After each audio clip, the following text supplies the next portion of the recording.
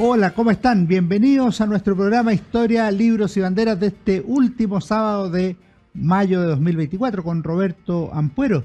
Y hemos escogido esta fecha en primer lugar porque en estos últimos 2 meses Roberto Ampuero ha estado desplegado promoviendo este libro Nunca volveré a Berlín, del cual ya se agotó la primera edición y ha tenido muy buenos comentarios. Y en segundo lugar porque el 29 de mayo se cumplen 30 años de la muerte de Erich Honecker, que aparece ahí, o Erich Honecker, como dice el texto, que aparece en portada y que es el personaje central de la obra de Roberto Ampuero, destacado escritor chileno que tiene ya una veintena de obras, en torno a 20 obras, traducidas a 18 idiomas. Le vamos a preguntar algo de eso. Yo me he leído solo unos 5 nomás, pero me he leído bastante y con mucho gusto. Fue embajador de Chile en España, ministro del presidente Sebastián Piñera en Relaciones Exteriores y en Cultura, y sobre todo es un hombre del mundo de la cultura, pero con una visión también política internacional. Roberto, nos sabe el gusto de tenerte aquí en Historia, Libros y Banderas. Muchas gracias por la invitación, realmente gracias. ¿Cómo has estado antes que todo? Te he visto muy desplegado.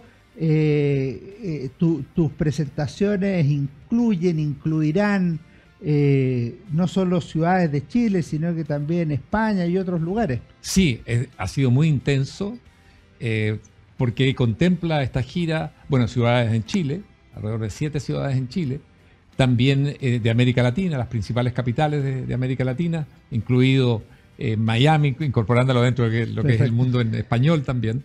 En Europa, Alemania, Praga, la República Checa y Madrid. Así que muy, muy intenso, hablando de Nunca volveré a Berlín, que ha despertado mucho interés. Hay una parte de tu biografía que yo no dije, pero que es central para entender tu vínculo con estos temas. Tú viviste un par de años en la Alemania Oriental, también viviste en la Alemania Occidental, pero claro, cuéntanos un poco cómo fue esa experiencia que está narrada de alguna manera en Detrás del Muro, ese libro que me leí y que disfruté hace algunos años. Yo viví 3 años y medio más o menos en la Alemania Oriental, es decir, detrás del muro.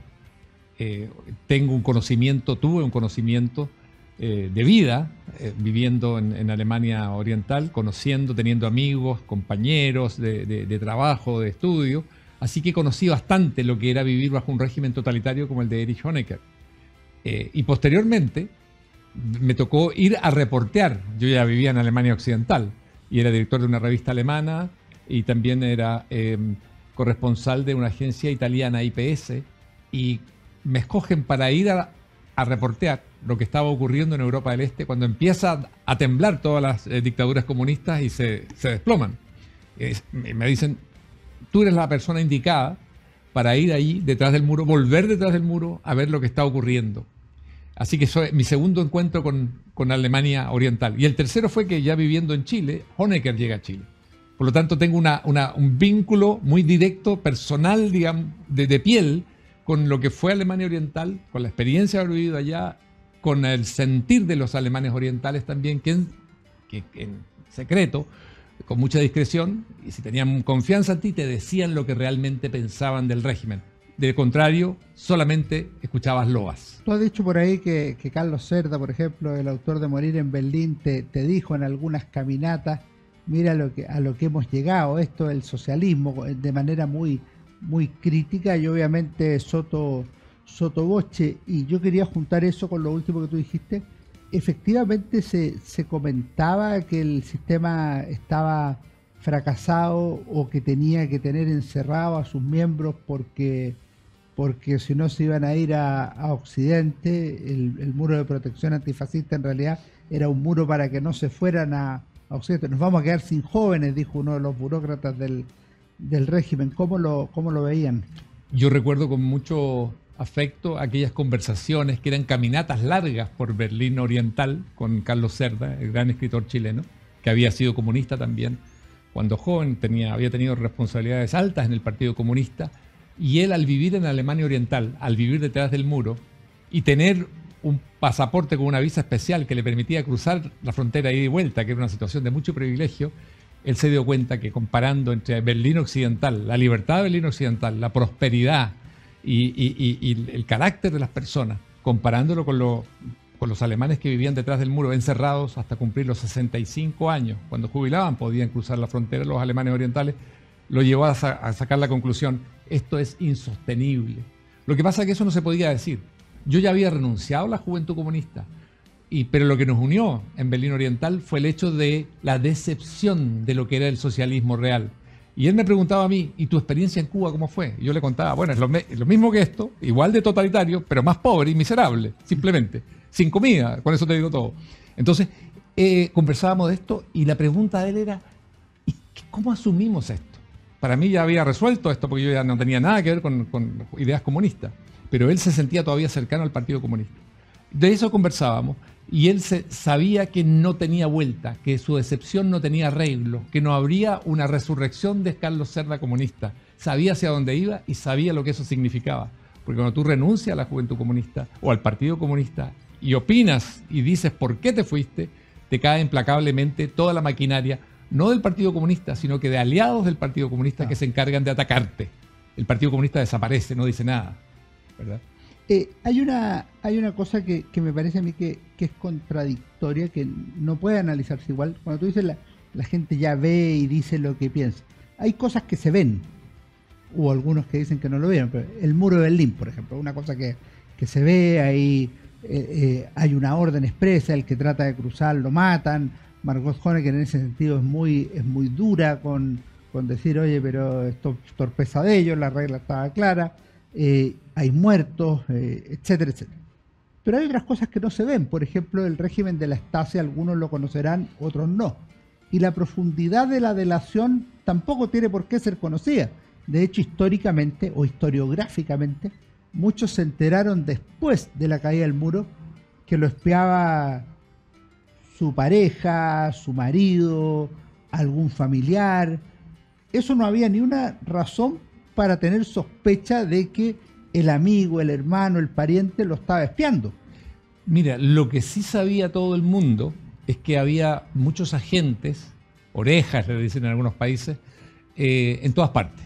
De eso se sabía. Y por lo tanto había que tener el máximo cuidado al hablar o al sugerir una cierta crítica al régimen. Eso era de conocimiento público.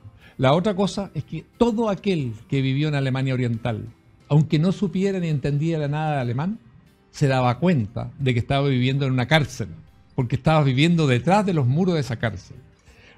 Nadie que haya vivido en Berlín Oriental puede decir que no sabía que estaba encerrado, que nunca vio el muro, porque esto era como, no sé, manejar acá en Vitacura o manejar en Providencia, y de pronto se acaba la ciudad ahí mismo y tienes que torcer a la derecha o a la izquierda porque no puedes seguir. Hay un muro, que son varios muros, y donde acercarse a ellos significaba ser acribillado a balazo, porque esa era la orden entregada además, y están los documentos firmados, ¿verdad?, por Erich Honecker.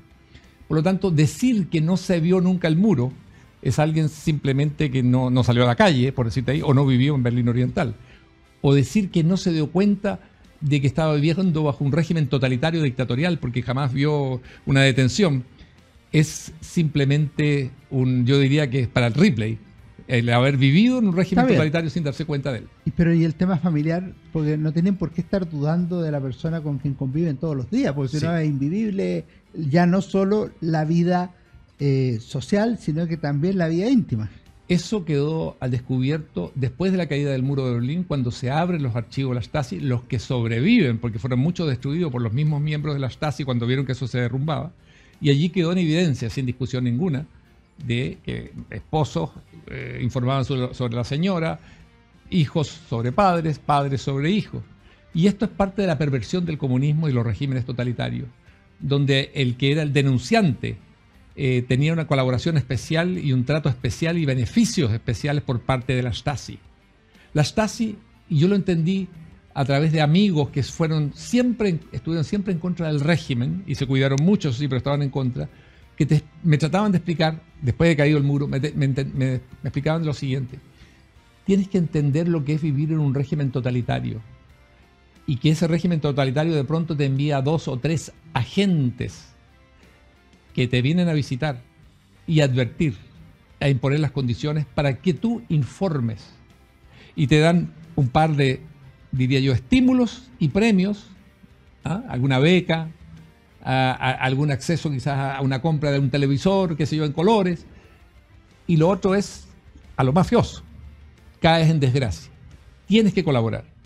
El ser humano, en muchos casos, lo que hace es colaborar, porque no tiene opción, porque rechazar aquello se quiebra. Implica tu fin como ser humano, y es un fin sin perdón. Entonces, alemanes orientales me decían, tienes que entender aquello, el ser humano desprotegido ante el Estado totalitario y bajo presión de él. No te queda en muchos casos más que ayudar a aquello, ser parte del juego, convertirte también en victimario. Eres víctima, pero al mismo tiempo en victimario. Y entender eso es entender la condición humana y entender la fuerza de imposición que tiene un régimen totalitario. Y disculpa que te quiero agregar otra cosa. Yo también tengo mi archivo, yo lo vi, no completo, no lo vi completo, pero lo vi. Y tú puedes saber quién más o menos fue aquella persona, porque aparecen bajo seudónimo, tenían nombres de guerra. Pero tú puedes saber más o menos quién fue.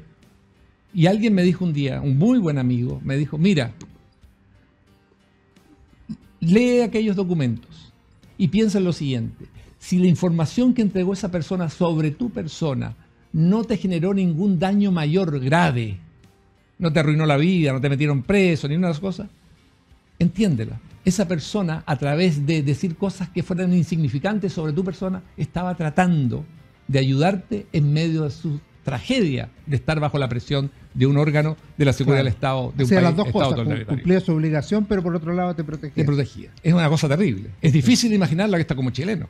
Además es una perfección. Como decían en Cuba, decían, estas son policías kantianas, precisas, perfectas, organizadas, tienen el control de todo, hasta que no lo tienes. Y se viene abajo todo. Bueno, eso pasó. Por azar. Y por azar, por mala información. Esto lo comentamos todo esto porque es el sustrato de esta obra Nunca volveré a Berlín, y yo no les voy a hacer ningún spoiler, pero van a ver que por ahí aparecen algunas de estas cosas de manera muy notable. Por último, antes de entrar al libro, ¿qué supiste allá, tratando de cortar la cabeza, si se puede, sobre Honecker, el socialismo y el partido? Viviendo allá, sí. Muy poco. Las figuras del mundo comunista en todos los países del mundo se reducían a aquello que distribuía el aparato central de propaganda. Es decir, eran vidas prácticamente de santos. Eran vidas que no tenían vida privada. No se sabía nada de su vida, de dónde vivían, jamás una foto del lugar donde descansaban, ni donde pasaban vacaciones, nada de aquello. Eran figuras planas, colocadas en una suerte de lugar muy especial y superior sobre la sociedad. Eran líderes, impolutos, perfectos, infalibles, austeros. Nada de aquello era cierto. Era una máscara, era la fachada de la dirigencia, en un sistema que era de fachada también y que necesitaba para mantener esa fachada un muro, ¿verdad? Ahora, algunas de las cosas notables, por ejemplo, su primera mujer, que era nacionalsocialista, yo era una historia que no conocía, la conozco acá. Yo, como no, es un libro que por si acaso hay que leerlo con calma, con mucho gusto, pero tiene una advertencia. La advertencia del autor es el siguiente. Nota del autor: este relato es una novela que, a pesar de apoyarse en personajes históricos, continúa siendo una ficción. Yo de repente me enredaba cuál era ficción y cuál era histórico. Hay algunos que son obvios, pero otros no son obvios. Yo pensé que eso podía ser creación literaria, y era verdad. O sea, me fui a la información y tenía una mujer que había sido nacionalsocialista, efectivamente. Su primera esposa, la primera esposa de Erich Honecker, era del partido nazi. Y era la gendarme que se ocupaba de atenderlo a él, o de vigilarlo a él, mejor dicho, dentro de una cárcel de presos, donde había presos delincuentes comunes y comunistas también, que habían sido juzgados por la Gestapo por acciones, subversivas en contra del régimen nazi. Honecker fue condenado a 10 años de prisión por aquello, y es allí, en la cárcel, donde establece esta relación de amor con Charlotte, su primera esposa.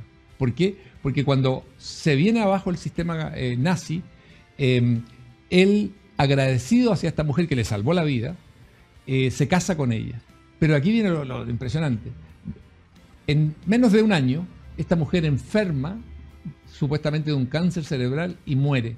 Y con ella desaparece toda información, todo archivo, toda fotografía, todo certificado de nacimiento de ella, porque Alemania Oriental tenía el control en Berlín de los documentos, y desaparecen. Y después de la caída del muro se descubre que hay un maletín del ministro de Seguridad, un tipo siniestro, Erich Mielke, donde estaban los archivos completos de esta mujer. Que era el maletín de la amenaza. Se los ocultó porque era muy difícil presentar al líder máximo de la RDA, comunista de toda la vida, casado y en amor durante el nazismo, con una miembro del partido nazi. Esto no se sabía en ninguna parte, pero está ahí los archivos, es una realidad, y en ese sentido es realidad, pero parece ficción dentro de esta novela. Sí, así es. Vamos a volver en unos segundos con Roberto Ampuero para seguir conversando sobre su libro Nunca volveré a Berlín. No se vayan. La Universidad San Sebastián presenta los tomos 7, 8 y 9 de la colección Historia de Chile 1960-2010. Es una obra que nos ayudará a conocer y a comprender las últimas 5 décadas del Bicentenario de Chile. Lo puedes encontrar en las mejores librerías del país y en buscalibre.cl. Historia de Chile 1960-2010. Volvemos con Roberto Ampuero. Nunca volveré a Berlín, libro publicado por Sudamericana. Y viene la pregunta de cajón: ¿qué te llevó a escribir este libro? Mira, uno no define cuándo escribe las novelas, simplemente se presentan con mucha fuerza, pero yo creo que está muy determinado por la experiencia muy cercana que tuve con Alemania Oriental. Como decía, con la vida en Alemania Oriental, con la relación muy estrecha con alemanes orientales, con estudiantes de la misma universidad, con gente con la que yo trabajaba. Y esto se vio facilitado porque yo hablaba desde niño alemán.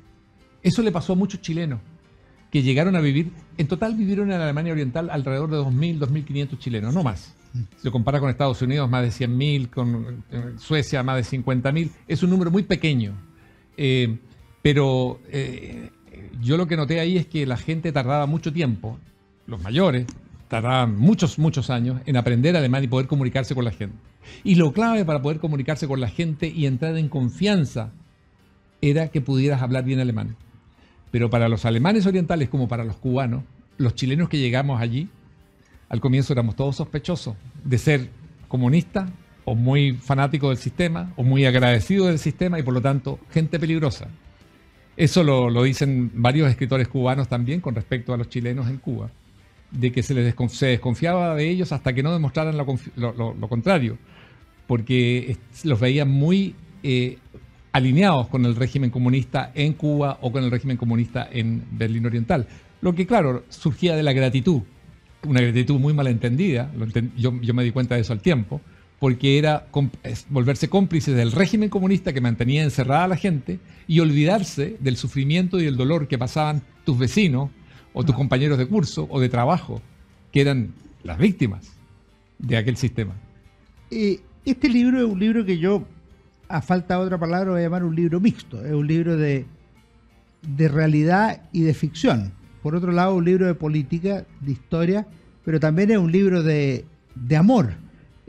¿Cómo lo vas construyendo? ¿Cómo define ese tipo de cosas? Esta es una pregunta habitual para los escritores. Cuando Vargas Llosa escribe, que se llama La ciudad de los perros, dice, sí, es mi vida, pero no es mi vida, es las dos cosas. Así es. Bueno, yo siempre me he sentido fascinado por ese vínculo o falta de deslindes entre la realidad y la ficción. En todas mis novelas, desde muy temprano comencé así. Y hay autores, por ejemplo, hoy, bueno, no sé, Manuel Carrera, por ejemplo, es lo que hace. Sí. Mario Vargas Llosa también lo hacía, Milan Kundera también lo hacía. En general, los escritores tienden a mezclar estos dos ámbitos. Lo importante es que cuando tú incorporas a personajes de la historia real y espacios reales y los mezclas con personajes de ficción, estos personajes de ficción tienen que ser plausibles en lo que dicen y lo que hacen y al mismo tiempo verosímiles, para que no rompan con la realidad. Y eso es posible, pero te permite además rescatar cosas o suponer y fundamentarlas, dimensiones del alma humana que la historia no puede rescatar porque no quedan registradas.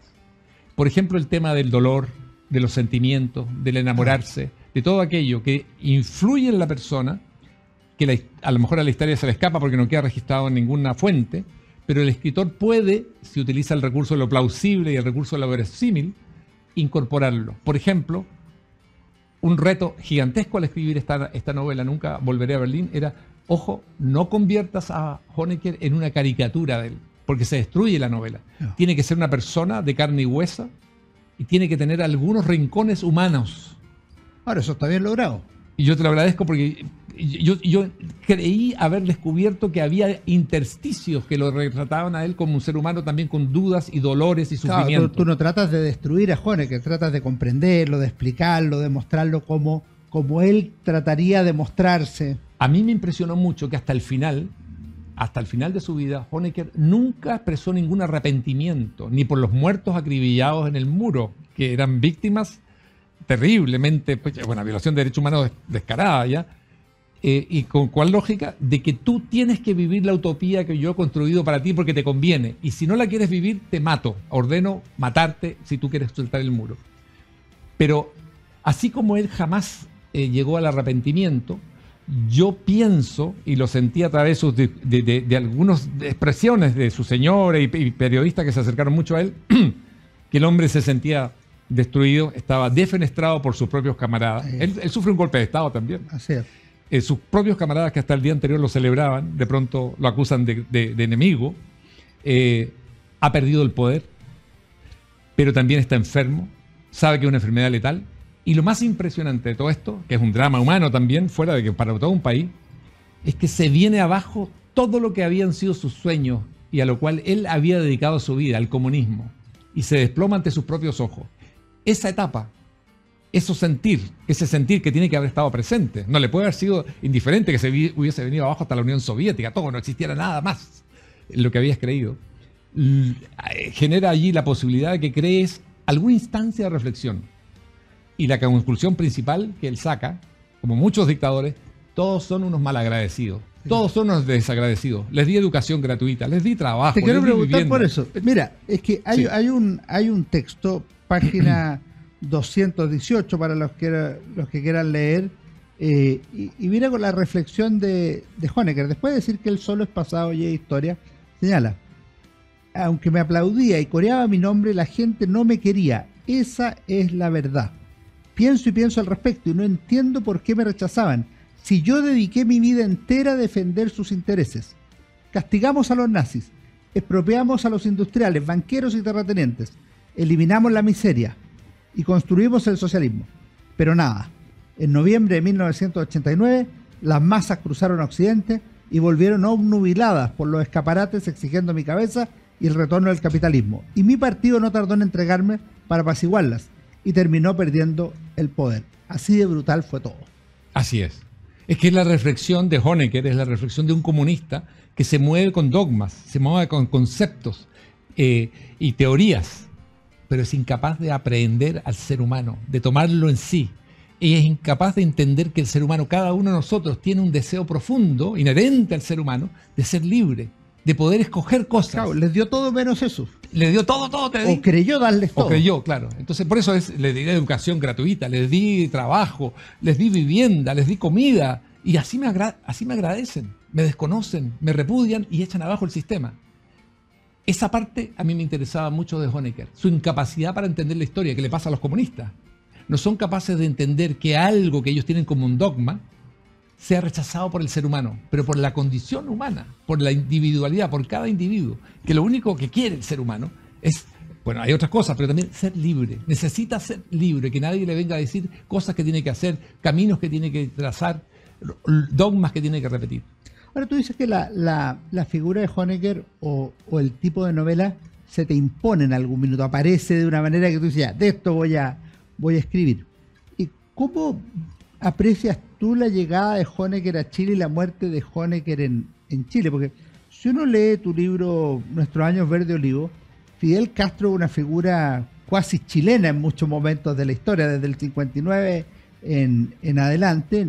Para la gente joven, ojalá no quedarse con con la última imagen de Fidel Castro, porque no es la del Fidel Castro de la historia, del que vino a Chile el 71 y todo eso. En cambio, Honecker, salvo para los que fueron a Alemania, es una figura lejana, desconocida, y cuyo paso por Chile, yo diría que salvo sus amigos y compañeros de ruta, fue bastante desconocida. Mira, primero habría que decir, y que es algo de la realidad, pero parece de la ficción, Honecker recibe invitaciones. Primero, hay que decir, la justicia alemana, de la Alemania ya unificada, del Estado de Derecho, sí, de la democracia liberal, establece que Honecker queda libre de toda acusación y de todo juicio por su responsabilidad en el asesinato y la muerte de tanta gente, la prisión de tanta gente, las torturas. Queda libre porque está por su avanzada edad y por el avanzado desarrollo de su enfermedad. Y eso la justicia alemana ha otorgado la libertad a todos. Eso está en la ley alemana. Esto es la ley alemana, y por lo tanto, no es para Honecker eso. No es todo. Le corresponde irse. Así de justa, digamos, es el Estado de Derecho. No hace excepciones, la ley se aplica y lo beneficia a él. Ahora, lo interesante es que él recibió invitación de Cuba para irse a Cuba. No quiso. Recibió invitación para irse a Corea del Norte. No quiso. Recibió invitación, y esta no la tengo plenamente confirmada, para irse a Siria. Tampoco quiso. Quiso venirse a Chile, al país más neoliberal del mundo, o de América Latina, como dicen los comunistas. Prefirió venirse a Chile. Hay que decir sí, porque su hija estaba casada entonces con un chileno y tenía un nieto, él, Honecker, en parte chileno. Entonces decidió venirse a Chile. Pero él sabía bien porque se venía a Chile. Él conocía Cuba, había estado en Corea del Norte y sabía que no había que equivocarse, ¿no? Como digo, siempre habrá dicho, soy comunista, pero me doy cuenta de las cosas. Así que prefirió Chile. Ahora, eso fue muy incómodo para Chile. Estábamos recién en el inicio de la recuperación de la democracia. Estaba el presidente Elwin. Para el presidente Elwin, según entiendo, fue muy complejo porque aparecía como opositor a un régimen militar que había entregado el poder después de elecciones y plebiscito, pero defendiendo y trayendo y apoyando, es una cosa de imagen, no es que lo estuviera... Le rayaba la pintura. A un dictador con este historial. Y entonces... la izquierda presiona mucho al presidente Elwin para que lo traiga. Yo entiendo que había la amenaza de renuncia del gabinete de la parte de izquierda porque ellos se sentían agradecidos a la figura de Honecker por estos 2.500 chilenos que habían sido acogidos allá. Pero también intervino Alemania, que Alemania decía, señores, tiene que ser juzgado en Alemania. No sabemos lo que va a decir la justicia, pero él tiene que volver a Alemania porque se ha escapado a la embajada de Chile. Claro. Devuélvanlo a Alemania para que sea juzgado, ahí la justicia determinará, y ahí pueden seguir adelante defendiendo a esta señora, acogiéndolo, es un tema de ustedes. Pero tiene que pasar por la justicia alemana. Ahí fue duro. Alemania tuvo que imponer también su ley. Y bueno, el presidente Elwin, con gran sabiduría, tenía un espacio de acción, ya dijo, lo enviamos para allá, es juzgado, es declarado, ¿verdad? Lo absuelven de toda acusación, digamos, y lo envían y él decide venir a Chile. Y esto es muy incómodo para la izquierda también, porque la izquierda en ese momento estaba atacando a la figura del general Pinochet, dictador, lo que tú quisieras, pero al mismo tiempo, si estás en esa campaña y en defensa de la democracia, te traes a la peor figura del mundo comunista de Europa Oriental y de todo el mundo comunista de entonces, porque te traes a alguien que había encerrado, ojo, durante 28 años a 17 millones de alemanes orientales hasta los 65 años. Entonces, este tema que es tan incómodo para la izquierda de pronto desaparece de lo público, pero sabemos, y hay archivos, y hay videos, donde vemos a Honecker o su señora bailando con dirigentes de entonces de la Concertación por la Democracia, ¿verdad? Del mundo socialista. Algo muy complejo de explicar, muy difícil de explicar hasta el día de hoy, y que yo creo que esto incidió más de lo que pensamos en lo que fue el tono de la transición democrática a Chile, donde se tiene un rechazo para un tipo de dictadura, pero para el otro se tiene tolerancia, se tiene comprensión. Ahora, basado en la suerte de gratitud que se tiene hacia esa dictadura. En eso tiene razón, porque si bien Honecker era relativamente o bastante desconocido, el muro se había transformado en el símbolo de la opresión y la caída del muro en el símbolo de la libertad. Absolutamente. Entonces traes al que construyó el muro, porque a él le entregaron la coordinación del muro y lo logró hacer muy bien. Ni la CIA se dio cuenta días antes que estaban por construir un muro, lo levantaron así. ¿Quién estaba detrás? Erich Honecker. Y hay alrededor de 300 personas que murieron acribilladas en el muro por intentar saltarlo, sin contar los miles que quedaron heridas, otros lisiados, otros detenidos, y muchos detenidos por el solo hecho de planificar llegar a saltar el muro. No porque lo estuvieran saltando, por planificar. Ahora saltarlo. no parece haber habido mayor tipo de resistencia en Chile de la llegada de Erich Honecker. No, yo creo que hay un momento de anestesia por lado y lado, me atrevería a decir.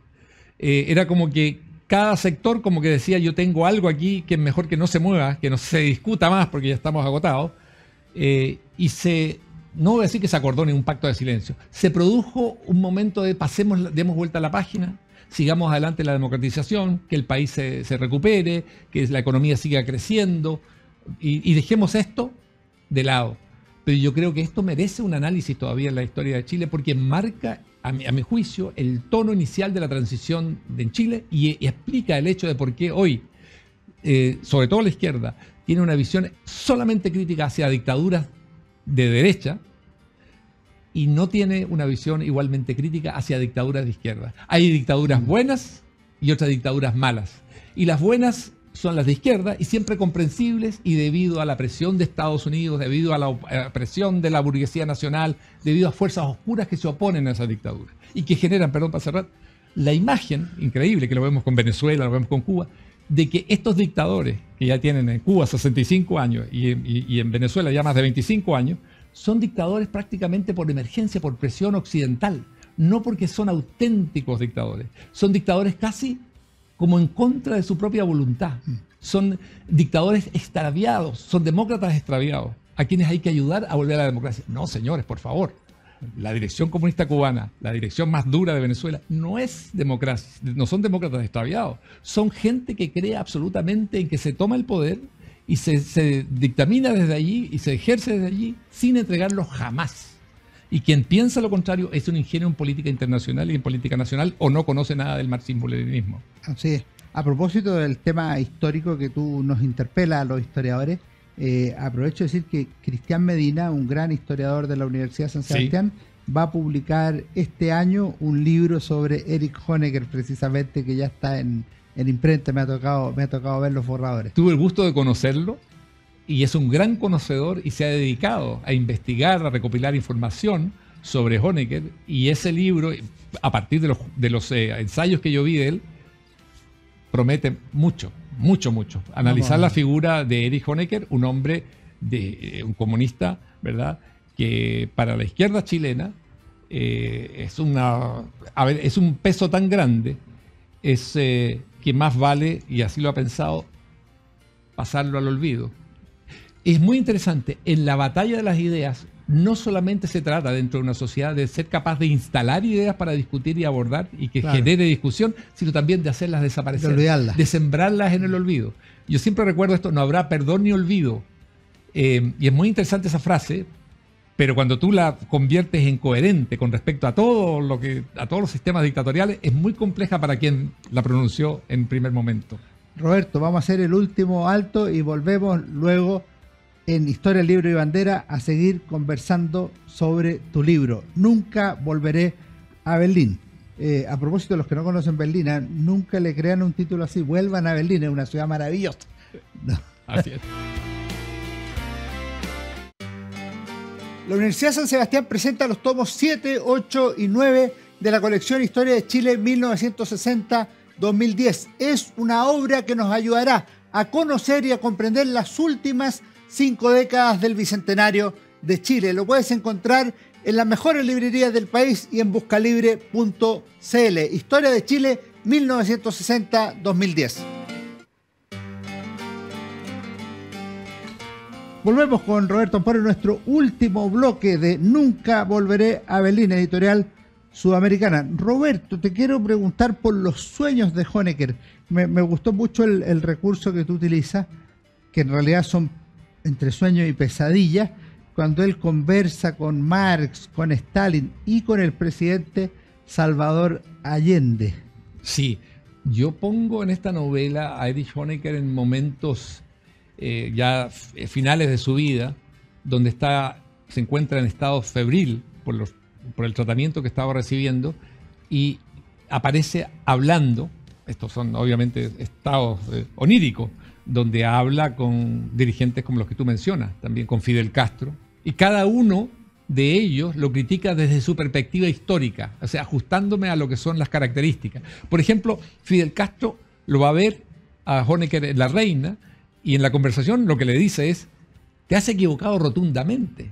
Un hombre como tú y como yo, cuando toman el poder, no puede creer las patrañas de que el poder hay que entregarlo. Tú te tienes que quedar con el poder y morir en el poder. Y ese fue tu error, haber entregado el poder. Que es muy consistente con Fidel Castro. Y es muy consistente con Fidel Castro. Karl Marx, que lo va a ver también, le dice: discúlpame, tú has desprestigiado todo mi pensamiento, porque yo jamás hablé de tener que encerrar a la gente detrás de muros y alambradas para que no se escapara del sueño de comunista que yo desarrollé. Entonces tú lo has desprestigiado.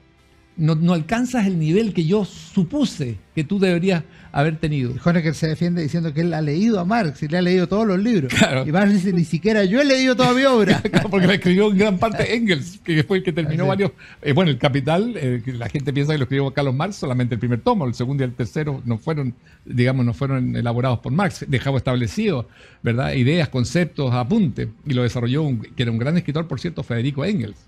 Entonces, y Stalin lo viene a ver a Honecker, y lo que lo critica también de su perspectiva es: momento, tú en un momento fuiste stalinista total y así ascendiste dentro del partido, y cuando derrocaste al número uno que era stalinista en tu país y viste que yo me pasé a la desgracia, renegaron de mí los comunistas, te hiciste también anti-stalinista.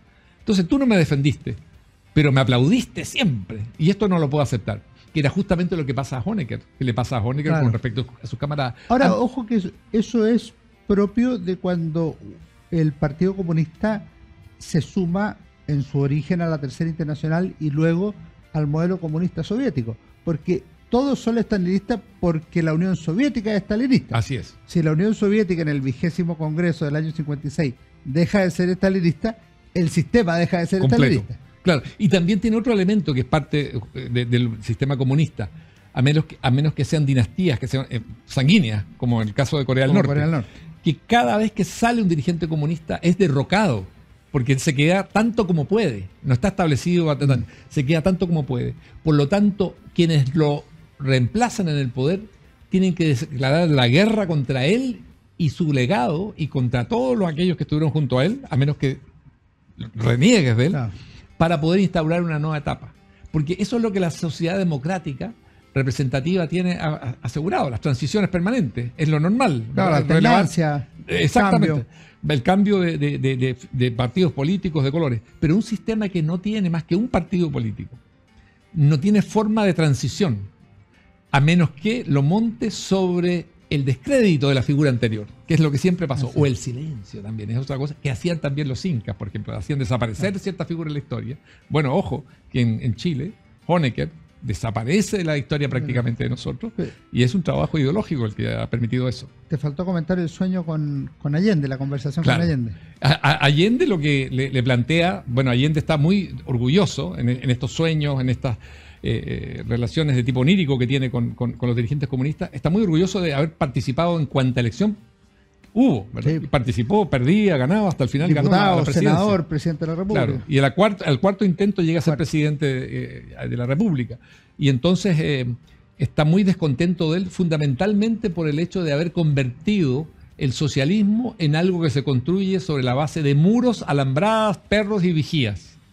Entonces Allende lo que le da a entender: mira, si yo me hubiese dedicado a pensar como tú, nunca habría llegado a ser presidente, porque no hay país al que le guste que le digan: si me escogen, yo los voy a encerrar a todos detrás de muro y los voy a obligar a vivir detrás de alambrada. Entonces, en ese sentido, Allende lo critica. Pero también en esta novela yo coloco algo que a mí me parece muy plausible, que él haya pensado, Honecker, sí, que él en un momento dice: yo debía haber escogido el camino de Allende, claro, quien a través de un acto que dura solamente un par de segundos se instala en la historia como un ser muy especial. Yo entregué el poder y miren cómo he terminado. Defenestrado, solo, despreciado, sin poder volver al país porque nadie me quiere ver en el país. Yo debía haber tomado aquel... Pero pero dudé y no me atreví Claro. a acabar con mi vida. Claro, y dice que Allende no lo juzgan por los 3 años de gobierno, sino por el día 11 de septiembre. Que es en realidad la inmensa mayoría de las personas, sobre todo fuera de Chile, o quienes no vivieron esa etapa, es lo que recuerdan, ¿verdad? Un presidente que se suicida por no entregar el poder. Durante mucho tiempo, recordemos, Fidel Castro difundió la noticia falsa, fake news número 1 en América Latina, de que Allende había muerto disparando, asesinado, había disparando contra Claro. las tropas, digamos que del ejército chileno, lo que no era cierto, pero él se encargó de difundir. Eso lo hizo en septiembre del 73. El mismo. 28 de septiembre de 1973, ante, vamos a decir, 1 millón, porque siempre se dice 1 millón de cubanos en la Plaza de la Revolución, él sostiene y describe durante 45 minutos algo que Fidel Castro inventa, que podría estar también dentro de una novela de ficción. Es una novela preciosa, yo me leí el discurso, notable. Como va detalle a detalle, paso a paso, va describiendo Fidel Castro, que nunca no estuvo ahí, obviamente, y va describiendo cómo Allende va parapetándose detrás de ciertas puertas, cómo se encierra, cómo se hiere, Recibe balazos, se para. Claro. Entonces, es parte de. Bueno, esos son fake news. Fidel Castro la distribuye y es el primer discurso donde Fidel Castro. Y esto es muy interesante. Fidel Castro siempre estuvo por la vía armada, Allende no. Y sin embargo, el discurso es el 28 de septiembre de 1973. Lo que hace Fidel Castro es transformar a Allende en un hombre que a última hora toma las armas para tomar o defender el poder. Es decir, es lo que está diciendo Fidel Castro, Allende me dio al final la razón a mí. Es que existía una convicción en el mundo de izquierda, al menos hasta esa época, que un revolucionario no se suicida ni se arranca, muere luchando. De manera que presentar a Allende suicidándose o huyendo era impresentable. Mira, y Fidel Castro estaba muy atado, siempre vivió muy atado a esto. Él jamás concurrió a ningún funeral de dirigente comunista cubano que se suicidara, pero tampoco a funeral alguno de chileno, familiares además del presidente Allende, que se suicidaron en La Habana. Como Tati. Tampoco asistieron. Y una hermana de claro, del presidente Allende que se lanzó del Hotel Riviera. Cosas terribles, pero él no se presentó porque él tenía por principio considerar que un revolucionario jamás se suicida, sino que tiene que morir combatiendo. Bueno, él murió en el hospital, tranquilo, ¿verdad? Pero eso es así. Pero no suicida. Esa es la historia, que parece ficción de nuevo. Te quiero preguntar, antes de irnos, por Patricio Dupré y Valentina Bode, que son personajes de ficción que parecen de realidad, pero que son cruciales en la historia. Así es. Bueno, estos dos personajes se acercan a Erich Honecker, que ya está en Santiago de Chile. Uno, Patricio Dupré, es un chileno, que se acerca a Honecker. Se parece un poco a ti el chileno. Tiene elementos que se parecen a mí, sí, pero a muchos otros chilenos. Ya. Y es lo que pasa, que se acercan a él y le piden ser el traductor de Honecker, acá en Chile, ¿ya? Porque había vivido en Alemania y hablaba bien alemán. Y Valentina Bode es una alemana oriental, periodista que llega a Chile, viendo que Honecker está en Chile, y quiere entrevistarlo. Y que habían sido pareja. Y claro, esto desde el comienzo de la novela queda claro. Ellos fueron pareja en Alemania Oriental, y el muro y la política de Honecker los separó, porque ella no pudo ir con él a Occidente por ser Alemania Oriental, tenía que vivir hasta los 65 años detrás del muro. Y vuelven a encontrarse, porque nunca más se habían hablado, vuelven a encontrarse en Santiago de Chile, en la casa, en La Reina, en el condominio de La Reina, donde estaba ya enfermo quien había sido el victimario de su amor. Y eso lanza un tema muy interesante. ¿Qué se hace ante esto? ¿Qué hacen estos dos antiguos amantes que ya saben que no hay posibilidad de recuperar ningún momento del pasado, porque la vida se fue para cada uno en ese sentido? ¿Qué hace cuando estás ante quien asesinó o liquidó o abortó tu amor? ¿Te vengas de él aprovechando que está allí? ¿Haces como que no ha pasado nada? ¿Perdonas?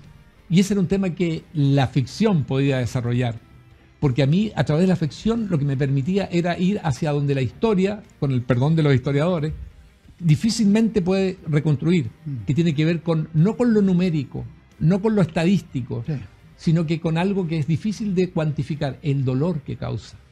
El dolor que, por ejemplo, que causó en la separación de las familias, en la separación de las parejas, en la separación también de hijos y padres, al tener que informar uno sobre otro. ¿cómo se cuantifica aquel dolor inmenso cuando tú descubres, después que cae el muro, que tu hijo estaba informando sobre ti? O tú como padre, o tú como hijo descubres que tu padre estaba, o tu esposa. Eso no tiene forma de ser cuantificado. La ficción te permite aprovechar aquello y entrar desde el punto, y teniendo en cuenta el principio de lo plausible y de lo verosímil, en ese mundo que tiene que ver con las pasiones humanas, que tiene que ver con la condición humana. Y el dolor es muy importante, las esperanzas, los sueños frustrados, los amores deshechos por este tipo de regímenes. En el caso de ella además es terrible, porque ella pierde su amor por el muro, por la separación. Pierde después su marido asesinado. Pierde a su hija porque no la dejan reunirse con ella. Y no voy a contar el final. Claro. Y ella es, ¿verdad? Sufre todas las condiciones de víctima y victimario. Lo pasa. ¿Qué es lo que hacen estas dictaduras? A muchas víctimas las convierten en victimarias y en ese sentido se vuelven solidarios de la misma dictadura. Oye, ella era las dos cosas.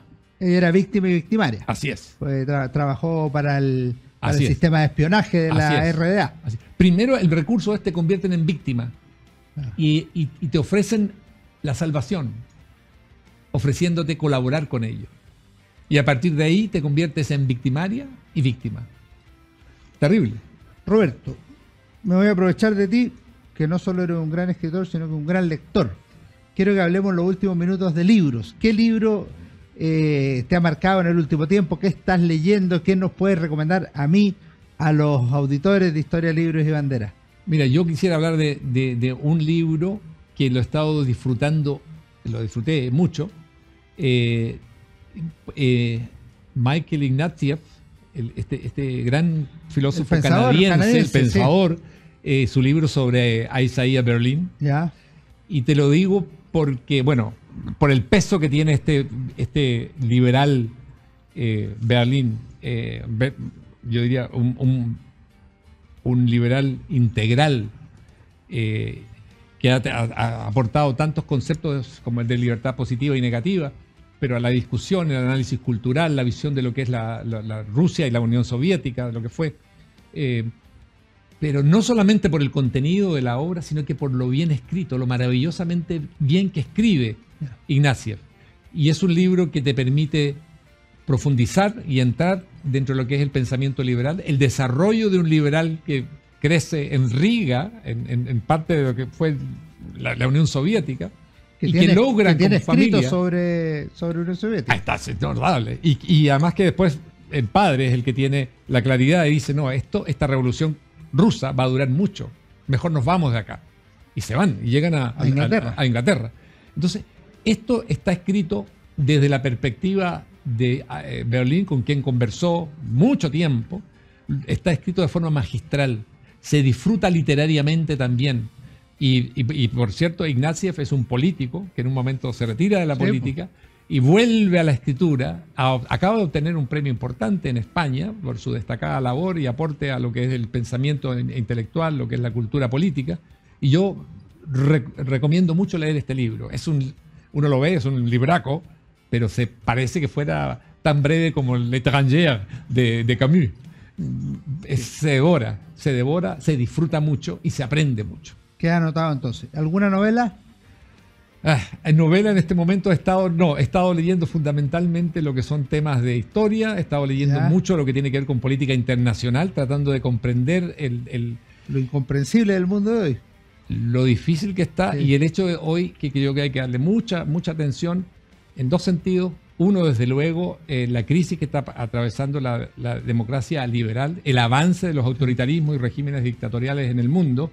Y dentro de este marco, Chile y su necesidad de que vuelva a ser leal con sus aliados tradicionales y a reconstruir esa confianza que yo he visto se ha ido perdiendo y que es muy delicado, sobre todo en momentos en que el mundo es un temporal con el mar embravecido, donde uno va a tener que estar actuando muy en consonancia con los aliados tradicionales y consciente de que perteneces a una comunidad que comparte valores y visiones sobre la vida y lo que es el ordenamiento de una sociedad.